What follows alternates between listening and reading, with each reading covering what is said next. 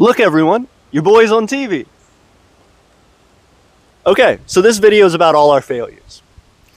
Last year, we purchased the capital territory of Vitae for the Empire of Aeternia, our first piece of land and our opportunity to build something amazing in this real world, to show people the value of Aeternia and to give it a place to grow its roots and expand out.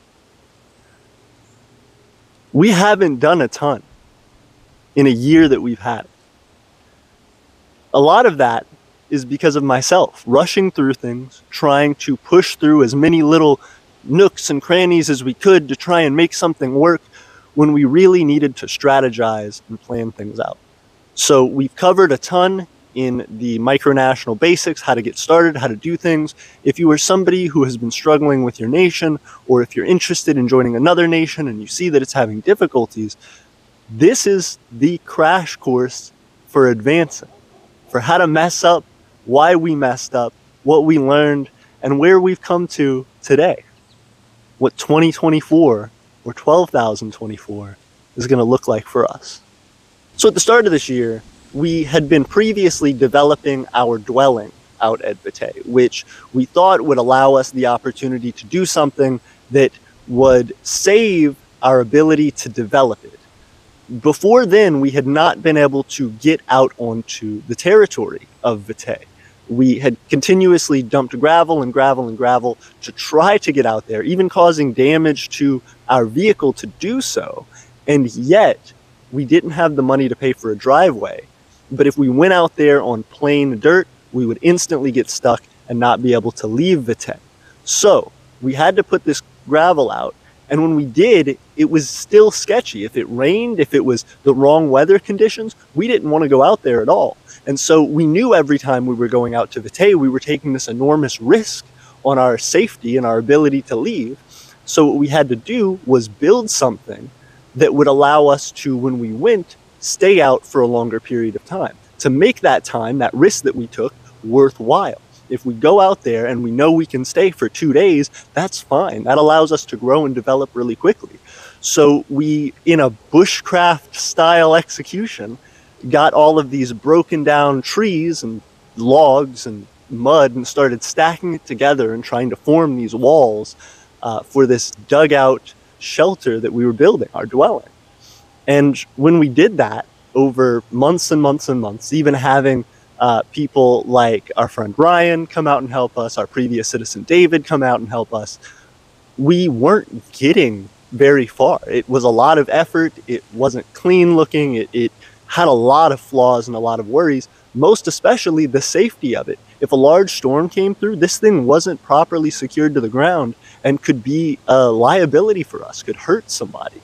And so we only wanted to use this in the most reserved of cases, and even then it wasn't fit for use. So during a live stream one day when we're trying to repair this thing and fix it up and keep it going, somebody just kind of casually throws out, "Hey, have you ever considered using pallet wood?" And to this, it's like a bolt of lightning in our brains. Oh, of course, pallet wood, something that people throw away constantly, is pretty readily available. I hadn't done a ton of woodworking projects before, so it wasn't like I had been used to looking for these materials and finding free ways to get them. Pallet wood was wonderful. It was something that transformed ultimately what we were doing there. But at the time, I was just like, "Oh yeah, thanks. That'll be an idea for the future. Let's keep going with this." And so pretty quickly we decided, hey, if we're going to build something that's going to work for us out here, there's no way that we can do it reasonably with these materials. We need to start pushing for that pallet wood. So we did. I bit my tongue. We you know, even though I wanted to go the quick route and just get it done, we had to focus. So we spent time just collecting those materials, finding places that had the pallet wood, disassembling the pallet wood, putting it together to be able to be brought out to Vitae. And then slowly, every time we would go out, only once every couple months or so, we would bring large loads of this pallet wood and start working. And with a little bit of financial investment, with scrimping and saving all of our money that we could, we were able to start buying concrete and actually making a foundation with some posts that we got donated to us to be able to make something that would be stable and safe. So from there, that pallet wood that we brought out, we now had a viable reason to use, and started to work for us. So we were able to start building walls. We ended up tearing down the entire framework that we had previously of this old dwelling and rebuilt in its place this thing that was a lot more secure. And this took a large amount of the year. So this dwelling that we had been building on, we spent a lot of time just redoing the whole thing, trying to rework what we had. And so for a big majority of the year, that is absolutely a failure for us. That is something that we lost out on, time that we lost out on. And yet, it was an incredible learning experience for us, and I'm really glad that it happened the way that it did, because while it would have been great for us to start with Pallet Wood to begin with, it is something that showed me the proper way to invest our time, and as well, it showed what we can accomplish with the help of smart people in our community. And so as we kept developing and as we kept pushing this, we were able to, over the last 4 months since we've gotten one full complete wall up out of 4 that we need. We've also started collecting a lot more pallet wood there, so we have something that is an opportunity for us this year to finish that shelter, to make something that allows us to invest that time and that effort a lot more practically when we are able to go out to Vitae. But even still, we hadn't fixed this dangerous issue, this issue of the driveway, this issue that if we go out there, we're completely stuck. And ultimately, that was a financial one. It was one that even though we try to save, we have a shoestring budget for our own survival. So it wasn't like we could just, take this time and save up a whole bunch of money and it would be fine and just throw it at it. It's not really practical for us with, that driveway, putting in a culvert and doing all these things costing potentially a couple $1,000s. It wasn't reasonable for us. The materials alone, $500, $600, $800. And so when we decided to do this, this building of the dwelling and trying to go out to Vitae, it was all on the hope that quickly we could get this driveway built. And because of our finances, we weren't able to. Now, that's a failure to some degree in the execution of what we were trying to do at the time, but it was ultimately something that was out of our hands in the grand scheme of things. So we just had to let that sit. While we did that, and as we're developing this dwelling and redoing the whole thing, we needed something that would inspire us. This place that we had come to develop, Vitae, was something that had sat and that we had all this hope for and all this inspiration for, and we're excited to make our new home, that every time we went out there felt just as barren as the last time, just as unhomely as the last time. And so when we went out there, we wanted something that would make us proud, something that could benefit us, something that we could take with us that helped us to feel connected to it. And so we wanted to start a garden. We went ahead and started planting. We planted the easiest things we could because I in particular don't have a green thumb, but went with lettuce, kale, cucumber, an onion, and maybe one other thing, carrot, I think. And so we started trying to work on this and develop it. And we went out there, we planted with our friend Winter. And when we left, we thought, oh, okay, in a few months, by August, September, October, we'll be harvesting. It'll be great. We did that about latter half of the summer, and we were prepared for an amazing harvest, having limited ability to do anything with the garden, not being able to regularly water it, not making sure the plants were taken care of and clear of weeds, making sure that they didn't get covered up by leaves and things like that. We didn't do any of that. We weren't able to. We weren't able to go out there frequently enough. And so what ended up happening was, of course, nothing grew. That felt like this huge weight, this huge disappointment. We tried to develop the driveway. It's too expensive. We're trying to develop the dwellings needing to be completely redone to make it reasonable and possible and safe. We're trying to do this garden and it died on us. We felt stuck. I felt disappointed, and I felt like all this effort that we had been putting in throughout the year had been for nothing at that point. We had invested so many months of our time trying to make it work, and ultimately all of our plans were needing to be scrapped. And so then we had to sit with it. We had to get back to schoolwork, get back to things, focused on the channel, focused on trying to develop more internally to Aeternia, trying to focus on reaching out to citizens locally, people who wanted to be a part of us, and we got a lot of good responses. It was something that felt nice to us, but in the back, we're always saying, hey, you know, we're trying to develop this thing Aeternia, Aeternia. We're trying to develop this thing Aeternia, and we're ultimately trying to build Vitae. Vitae. We're bringing up Vitae to all these people. And in the back of our minds, we know that it is partially built. It is this thing that is incomplete, this thing that nobody can live on as of right now. So it weighed on us, and me in particular. And so while everybody was trying to be super supportive and everybody was trying to help out, there's this feeling of standing there and wanting more, wanting it to be done, wanting to feel like we had accomplished something. And so over those months, we really had to kind of let it go and put it to the back of our minds and say, we will get to it when we can get to it. We have more important things to our survival as of right now.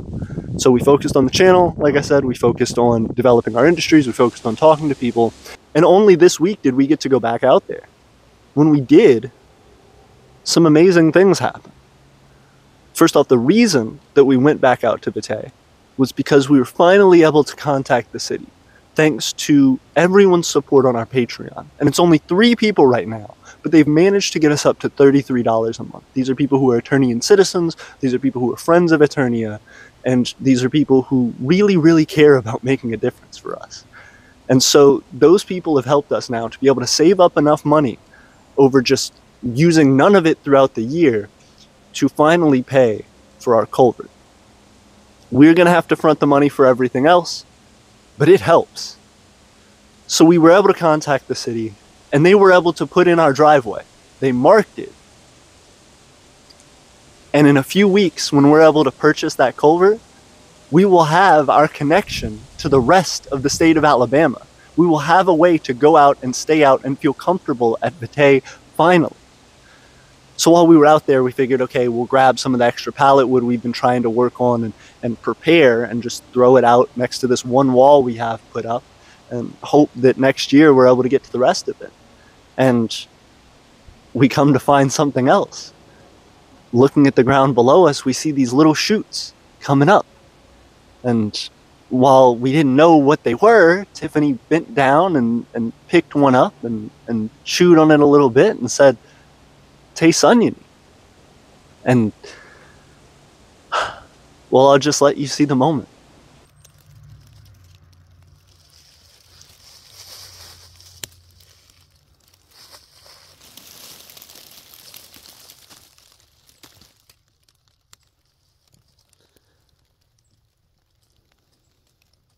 We came out here and ate their starburst, their Halloween candy. Can you do me a favor? Can you do what you just did and take a little bit?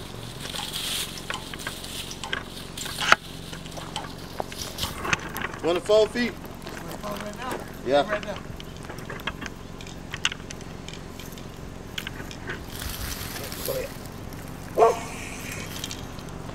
That's your driveway.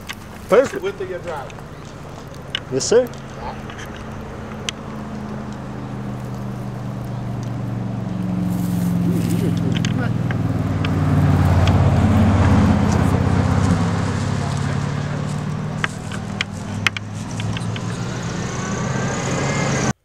There we go.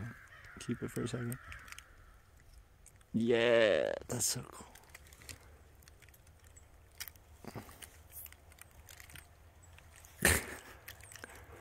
Oniony?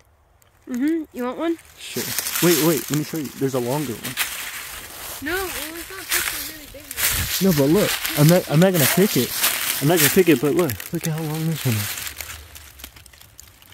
I see it. We had some that did grow. That's incredible. Whoa.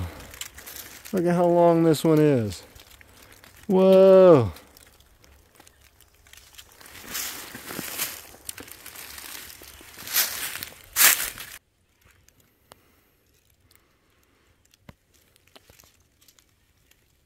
And then you can eat it.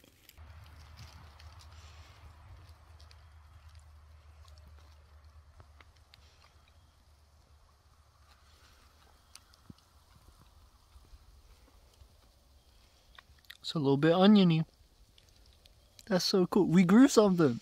And so this felt crazy to us because having been in this situation where we had gone out there over and over again and felt the emptiness of this place and felt like all of our efforts had failed, there was this one moment where we had seen life, where we had seen that even though this isn't enough to, put on a single steak to marinate, it's progress. We had a harvest, as little and pathetic as it is, and those plants may continue to grow and become the next generation of plants there at the Empire of Aeternia. So, with the capital of Vitae developing, we have a start in this season of leaves falling and dying and everything feeling like it's coming to an end. We have the spark of a beginning for next year. And while that may seem like it's not much, and while we haven't made a ton of progress this year, who we are has changed a lot. The way we're going about things has changed a lot. And we are on the precipice of doing amazing things with that. So each year we grow more, each year we do more, and it's thanks to everyone who watches these videos, everyone who supports us in any way at all, that we exist. So thank you guys, thank you especially to our patrons, and Aeternia forever. See you soon.